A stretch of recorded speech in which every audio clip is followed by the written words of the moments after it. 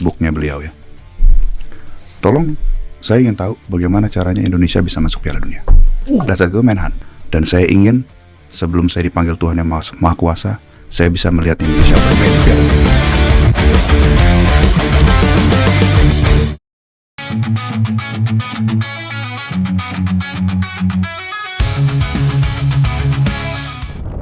Dalam 5 tahun belakangan, Timnas Indonesia benar-benar menjelma sebagai tim kuat di kawasan Asia Tenggara. Bahkan mereka bisa mengejutkan kawasan Asia, bahkan dunia. Ya, skuad Garuda berhasil menggemparkan dunia lewat beberapa capaiannya, di mana dimulai dari kiprah mereka di Piala Asia 2023, Piala Asia U23 2024 hingga keikutsertaan di kualifikasi Piala Dunia 2026 zona Asia. Tak hanya itu, Indonesia juga mendapatkan perhatian dunia berkat program naturalisasi. Beberapa pemain keturunan yang tinggal di Eropa dipanggil membela lambang Garuda di dada, di mana nama-nama seperti Tom Hai, Michel Gers, Jay Ises, Martin Pals, dan lain-lain menjadi satu faktor peningkatan signifikan prestasi dalam skuad Garuda. Dan di samping itu, sepak bola lokal juga terus-menerus melahirkan talenta berbakat. Beberapa pemain seperti Marcelino Ferdinand, Rizky Ridho, Ernaldo Ari adalah hasil didikan sepak bola lokal. Kini, para pemain-pemain tersebut tengah mengemban tugas penting untuk berjuang di putaran ketiga kualifikasi Piala Dunia 2026 demi nama bangsa dan juga negara. Ya, seperti yang kita tahu bahwa untuk saat ini, Rizky Ridho dan kawan-kawan memiliki kesempatan besar untuk bisa lolos langsung ke Piala Dunia 2026. Timnas Indonesia yang menempati grup C babak kualifikasi sejauh ini telah memainkan 6 pertandingan dengan mencatat 1 kemenangan, 3 hasil seri, dan juga menelan 2 kekalahan. Catatan itu membuat mereka bertengger di posisi ketiga klasemen sementara grup C dengan 6 poin dan memiliki 4 laga tersisa sehingga masih bisa meraup banyak poin demi bisa menggapai mimpi tinggi. Tentu saja capaian itu membuat para penggemar menaruh banyak harapan pada jajaran pelatih anyar Patrick Kluivert. Bahkan harapan itu juga datang dari Presiden Republik Indonesia yakni Pak Prabowo Subianto yang mengatakan bahwa dirinya ingin sekali melihat skuad Garuda tampil di panggung dunia.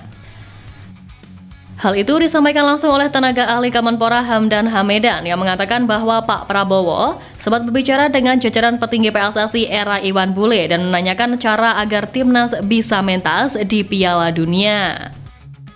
Dengan tekad memberi yang terbaik untuk PSSI, mandat dari Pak Presiden ini bahkan dikatakan siap untuk memberikan bantuan apapun demi timnas Indonesia berlaga di panggung dunia.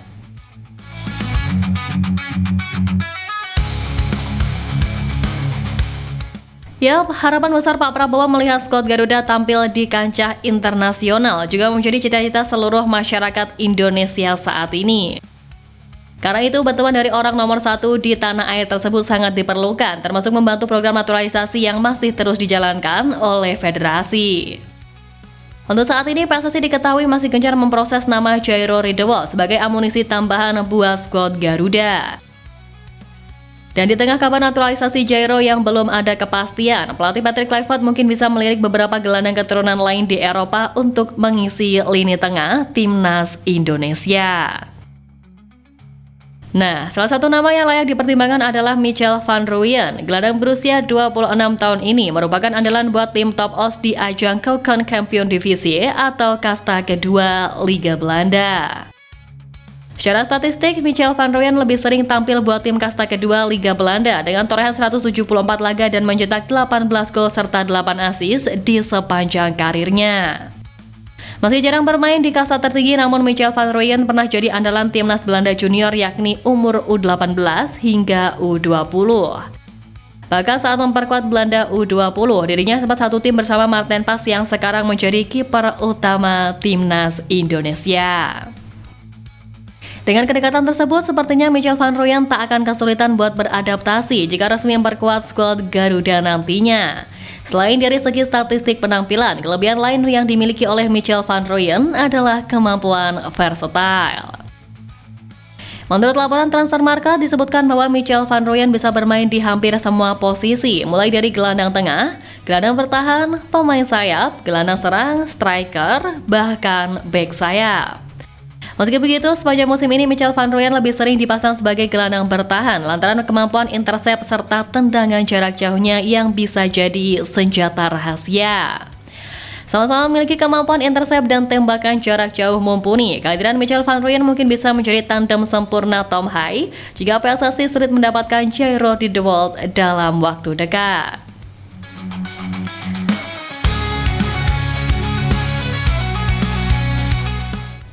Ya, selain di lini tengah, kebutuhan striker gacor di tubuh timnas Indonesia juga masih begitu diperlukan. Setelah Ole Romani resmi menjadi WNI dan bakal melakoni debutnya di bulan depan, kini nama striker muda yang gacor di Amerika juga bisa diproses oleh PSSI. Adrian Wibowo yang masih berusia 19 tahun kini memperkuat Los Angeles FC dan mendapatkan pujian dari pelatih usai nyaris mencetak gol. LAFC menjalani pertandingan persahabatan melawan Chicago Fire di Empire Polo Grounds, Indio, California, Amerika Serikat pada Rabu 5 Februari lalu. Menang dengan skor 1-0 atas Chicago Fire. Satu gol LAFC dicetak oleh Dennis Bowangam melalui penalti pada babak kedua, tepatnya pada menit ke-64. Penampilan Adrian Wibowo pun menjadi sorotan sebab pada menit-menit akhir ia nyaris mencetak gol namun bolanya membentur di tiang gawang. Di MLS Next Pro sendiri, Adrian Wibowo telah mencetak sebanyak 11 gol dan membuat 11 assist. Masuk skuad senior LAFC pada musim 2025 ini, ia diakui sang pelatih bisa bermain sangat baik dan memahami model permainan yang diterapkan oleh skuadnya. MLS 2025 sendiri akan mulai pada 23 Februari mendatang, di mana LAFC akan melawan Minnesota pada laga perdana.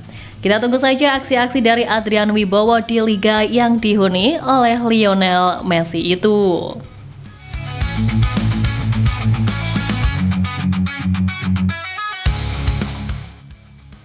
Ya, banyaknya pemain keturunan Indonesia yang bersinar di liga luar membuat PSSI tak kebingungan jika membutuhkan amunisi berkualitas.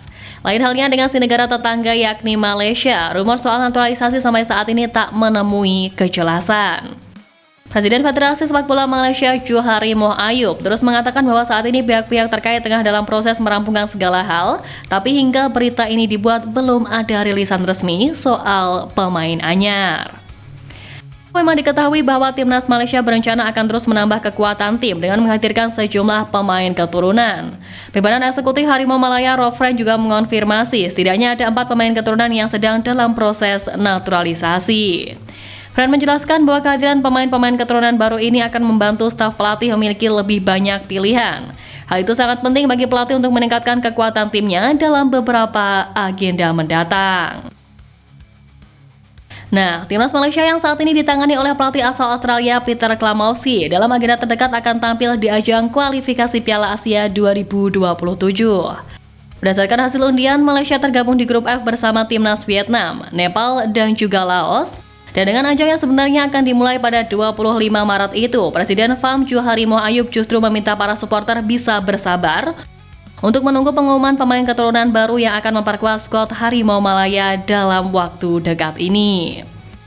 Merespon ini tentu para fans Harimau Malaya jadi merasa trauma dan takut tertipu lagi seperti kasus-kasus sebelumnya.